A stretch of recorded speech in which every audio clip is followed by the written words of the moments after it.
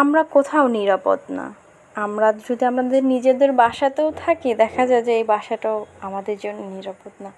কখন কোথায় কী ঘটবে আমরা আসলে কেউ বলতে পারি না।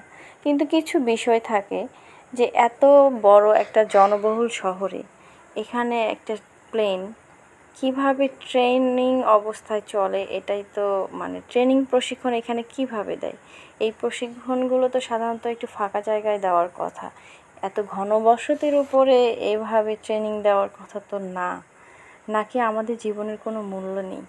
যারা আমরা এই শহরে থাকি তাদের জীবনের কি আসলে সত্যি মূল্য নেই, নাকি আমরা যারা এই দেশে থাকি তাদের জীবনের কোনো মূল্য নেই?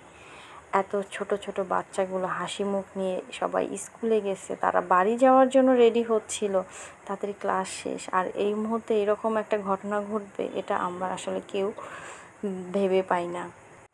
এইরকম মর্মান্তিক ঘটনা যেন আর কখনোই না ঘটে, আর কখনোই যেন নিউজ ফিডে এই ধরনের মানে শিশু বাচ্চা, এরকম এত ছোট ছোট বাচ্চাদের এগুলো দেখা আমাদের জন্য আসলে অনেক বেশি কষ্টদায়ক হয়ে যায়।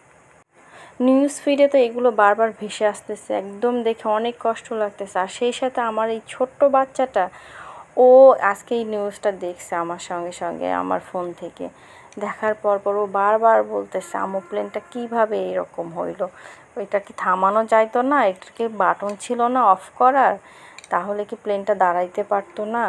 ওকে কিভাবে বলবো যে এটা হচ্ছে ক্রাশ করছে, ও একদমই বুঝতে চাচ্ছে না। ও বারবার বলতেছে পাইলটটা কি এটা থামাইতে পারতো না, পাইলটটা কি কোনো বাটনে চাপ দিলে প্লেনটা দাঁড় হয়ে যাইতে পারতো না, পাইলটটা কেন জঙ্গলে যায়নি, এখানে কেন হচ্ছে প্লেনটা হচ্ছে ক্রাশ করাইছে।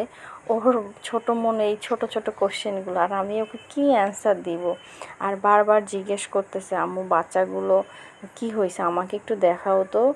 আমি বারবার ল্যাপটপে আজকে কার্টুন না দেখেও এগুলোই দেখতেছে। পরে আমি হচ্ছে ইউটিউবে ওকে নিউজ সার্চ দিয়ে অনেকগুলো নিউজ দেখাইলাম, ও দেখতেছে, বারবার কোশ্চেন করতেছে, আম্মু কান্না করতেছে দেখো। সন্ধ্যার পরে বারবার জিজ্ঞেস করতেছিল, আচ্ছা আম্মু ওই বাবুগুলোর আম্মুরা কি অনেক কান্না করতেছে, ওদেরকে কি হসপিটালে নিয়ে গেছে, কোন হসপিটালে নিয়ে গেছে, ওদেরকে কিভাবে নিয়ে গেছে, ওদেরকে গাড়িতে করে নিছে, আবার হচ্ছে ওই যে প্লেন আসার আরেকটা পাইলটকে যে প্লেনে করে নিয়ে গেছে সেই ভিডিওটা ও দেখতেছিল।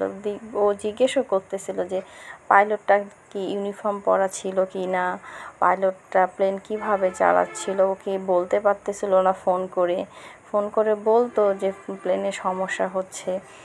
ওর এত এত কোশ্চেনের আমি কি অ্যান্সার দিব আসলে বলতে পারতেছি না। আর ও বারবার বলতেছে যে ওখানে অ্যাম্বুলেন্স আসছে কি না।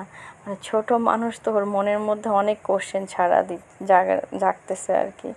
ভালো থাকবেন সবাই, সুস্থ থাকবেন এই কামনা।